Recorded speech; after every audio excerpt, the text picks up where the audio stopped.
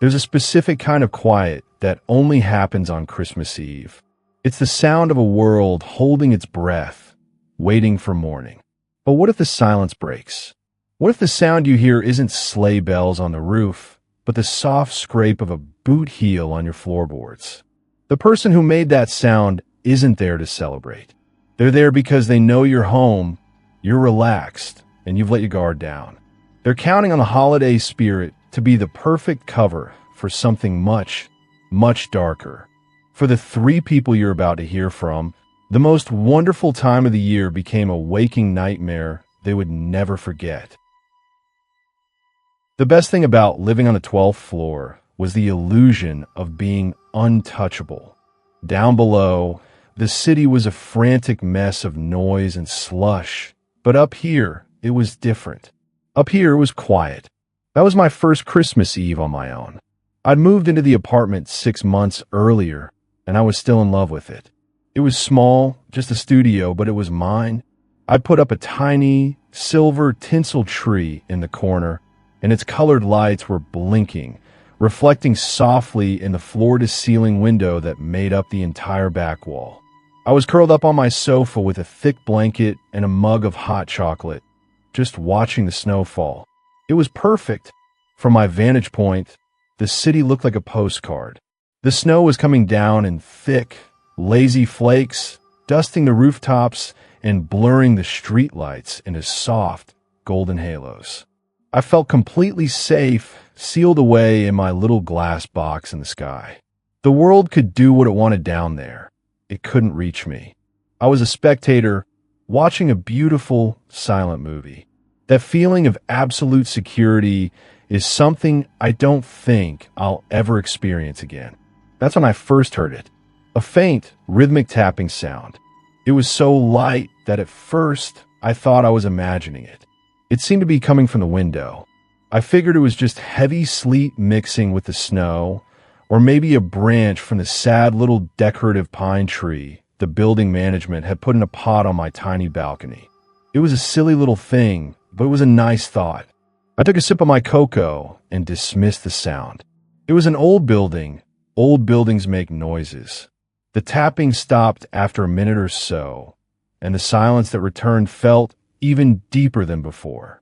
I was about to get up to refill my mug when my eyes caught something on the window. A smudge. It was near the middle of the glass. A small, greasy-looking oval that was disrupting the pattern of snowflakes melting on the pane. It was strange. I'm meticulous about keeping that window clean. It's my whole view. And the shape was odd. It was curved, almost like a fingertip. I stared at it, a little knot of unease tightening in my stomach. It was probably nothing. Maybe it was on the inside, a mark I'd left myself, and just never noticed until the light hit it a certain way. I tried to rub it with my sleeve from where I was sitting, but of course, it was too far. The feeling wouldn't go away, though. A sudden, primal urge to just not be seen.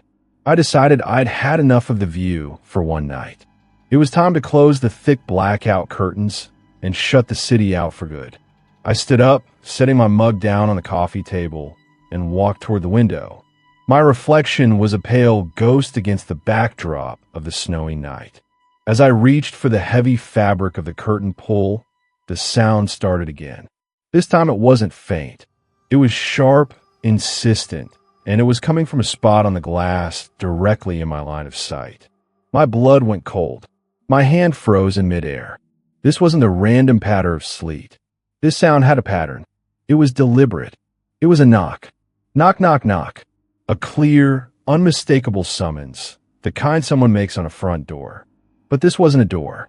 It was a window, 12 stories above the ground. I couldn't move. I couldn't breathe. I just stood there, staring at the spot on the glass where the sound was coming from. And through the darkness and the falling snow, I saw it. A shape. The faint, dark outline of a human hand, pressed flat against the glass from the outside. The fingers were splayed, the palm flat, as if someone was trying to steady themselves. The logical part of my brain was screaming, trying to make sense of it. It was impossible. My front door was triple locked. The balcony was a concrete slab hanging in the air. There was no fire escape on this side of the building. The only way onto it was through my apartment or by climbing the sheer brick face of the building itself. The full, sickening horror of the situation washed over me. Someone was on my 12th floor balcony. The hand pulled back from the glass, and for a heart-stopping second, there was nothing. Then a face leaned into view. It was a man. His breath created a cloud of fog on the cold pane, obscuring his features for a moment before it faded. And I recognized him. I'd seen him 100 times, maybe more. He was one of the daytime security guards from the lobby. A quiet, middle-aged man I'd always nodded to, maybe exchanged a polite have a good day with. And he was smiling. It wasn't a friendly smile. It was a wide, knowing grin that didn't reach his eyes. His eyes just stared at me, and in them, I saw the terrifying certainty of someone who had been watching me for a very, very long time. When you grow up in the country, you learn that a blizzard has its own voice. It's not just the sound of wind. It's a deep, mournful howl that seems to come from the earth itself. It's a sound that swallows all other noises, a sound that can make a house feel like the only solid thing in the entire universe. And on that Christmas Eve, it was the only sound I wanted to hear. I was 14, and for the first time, I was in charge. My sister, Lily, was 8, and my parents had trusted me to watch her while they went to the evening church service in town. It was only supposed to be for a couple of hours, but the snow had started falling faster than anyone predicted, and those 2 hours had stretched into 4. I kept telling myself and Lily that they were just driving slow and safe, that they'd be home any minute. The farmhouse was old, built by my great-grandfather, and it groaned and settled in the wind like an old man in his sleep. We were playing a board game on the floor in front of the fireplace, the only truly warm spot in the house.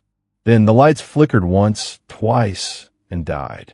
The hum of the refrigerator vanished, and the world was suddenly plunged into a deep, profound silence, broken only by the fire and the storm. Lily's eyes were wide in the flickering orange light. I told her it was an adventure, and I lit the candles my mom kept on the mantel, trying to make my voice sound braver than I felt. We'd been sitting there for maybe half an hour, listening to the wind, when a heavy thud echoed from the roof. It was loud enough to make the whole room feel like it shook.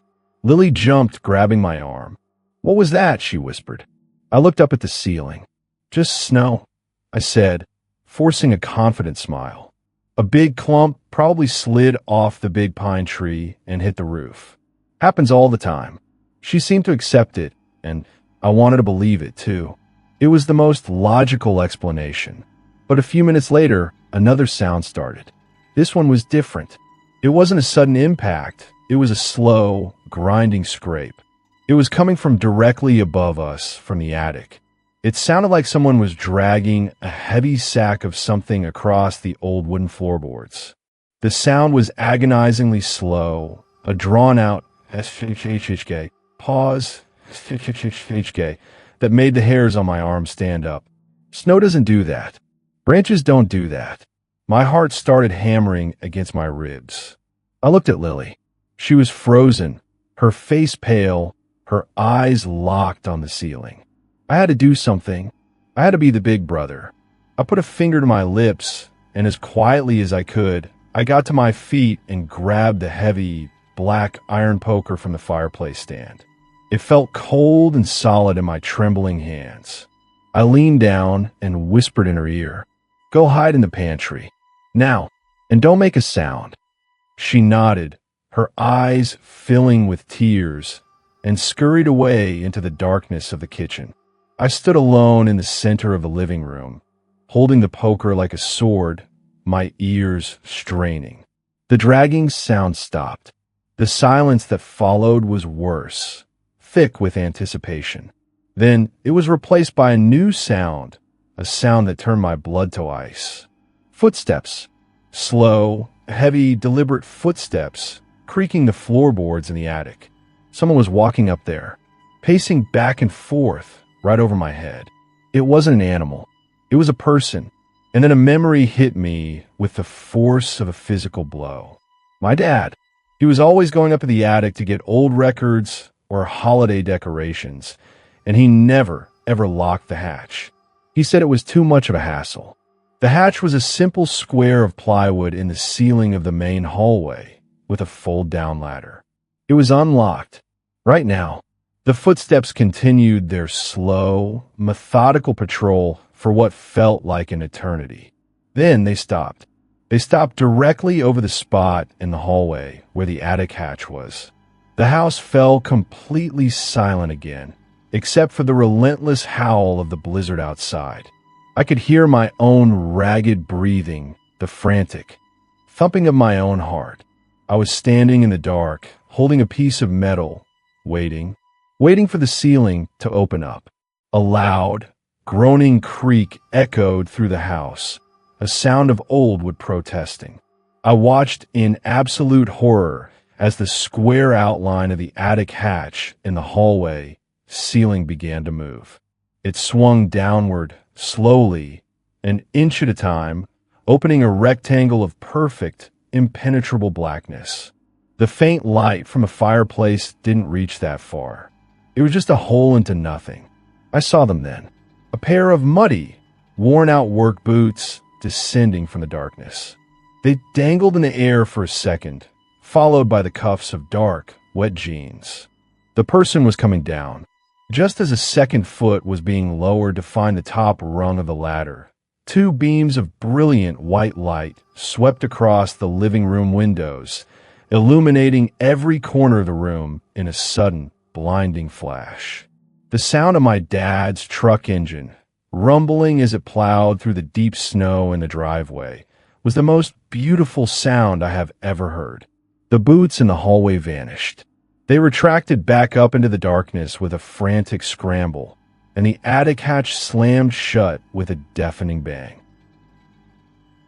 There's a reason people say you shouldn't throw stones in glass houses, but they never tell you what it's like to live in one. To feel every pair of eyes from the street, to know that when the sun goes down, your life becomes a well-lit stage for anyone hiding in the dark. I was a broke college student, so when the Hendersons offered me a ridiculous amount of money to watch their house over Christmas, I jumped at it. They had this sprawling, ultra-modern home in a wealthy suburb, the kind with more glass than wall. I felt like I was living in a museum. On Christmas Eve, the silence of the place was deafening. It was just me, their two cats, and a house that felt too big and too empty. To fight off the loneliness, I'd curled up on their enormous white leather couch with a blanket, just watching the Christmas tree. It had to be 15 feet tall, professionally decorated with shimmering gold and silver ornaments. It was breathtaking, a perfect centerpiece for a perfect family I wasn't part of. I spent hours just staring at it, the blinking lights casting shifting, hypnotic patterns across the dark room. After a while, though, a strange feeling started to creep in, the kind of feeling that makes the hair on your neck stand up, a distinct, undeniable sensation of being watched. I told myself it was just the house. It was new to me, full of unfamiliar groans and creaks. And the windows, at night, they were just black mirrors. Every time I moved, my reflection would flicker in the glass, distorted by the blinking lights of the tree. It was easy to mistake a trick of the light for a figure standing outside. I was just letting my imagination get the better of me. My phone buzzed on the cushion next to me, making me jump. I picked it up. It was a text from an unknown number. 2 words, beautiful tree. I frowned. It was probably just a wrong number, someone sending a message meant for a friend or family member. I almost texted back, sorry, wrong number, but decided to just ignore it and put my phone down. It was a little weird, but nothing to worry about. A few minutes passed. I tried to sink back into my quiet, lonely holiday, but the feeling of being watched was stronger now, harder to dismiss. My phone buzzed again. Same unknown number. This time, the message was longer. The angel on top is crooked. My breath caught in my throat. I slowly, reluctantly, lifted my gaze from my phone and looked at the tree. My eyes traveled up, past the glowing ornaments, past the strings of white lights, all the way to the very top. And there it was. The golden angel, her wings outstretched, was tilted slightly to the left. Panic, cold and sharp, shot through me. It wasn't a wrong number. It wasn't a coincidence. Someone was out there in the dark, close enough to see the angel on top of the tree, close enough to see inside. The house was no longer a sanctuary. It was a fishbowl, and I was the only thing swimming in it. I slid off the couch, my body moving on pure instinct, and dropped to the floor. I crawled on my hands and knees, trying to keep my head below the level of the massive windows, my heart hammering against my ribs so hard I thought it would break. I had to call the police. My cell was in my hand, but I needed to get somewhere safer, away from all this glass. I started crawling toward the kitchen, thinking I could hide there. The path took me past the sliding glass door that led to the backyard patio. A fresh blanket of snow covered everything outside, looking pristine and untouched in the faint glow from the tree. Except it wasn't untouched. There, leading from the dark tree line at the edge of the property, was a single set of footprints. Deep, heavy boot prints in the snow. They led directly to the glass door and stopped. My phone buzzed in my hand, the vibration so violent it felt like an electric shock. I looked down at the screen. It was another message from the same number, but this time it wasn't words. It was a picture, a blurry photo taken from outside, looking in through the window. It was a picture of me from just moments before, sitting on the couch. My face was illuminated in the pale, bluish light of my phone screen. A wave of nausea washed over me. He wasn't just watching the house. He had been watching me. The texts weren't just a threat. They were a game. This wasn't someone trying to break in and steal things. This was something else. He was toying with me, letting me know he was there, just feet away, enjoying the spectacle of my rising fear. The thought was somehow more violating than a simple home invasion. That realization broke my paralysis. I scrambled backward, away from the glass door, and then got to my feet and ran. I didn't know where I was going, just that I needed a room with solid walls. No windows.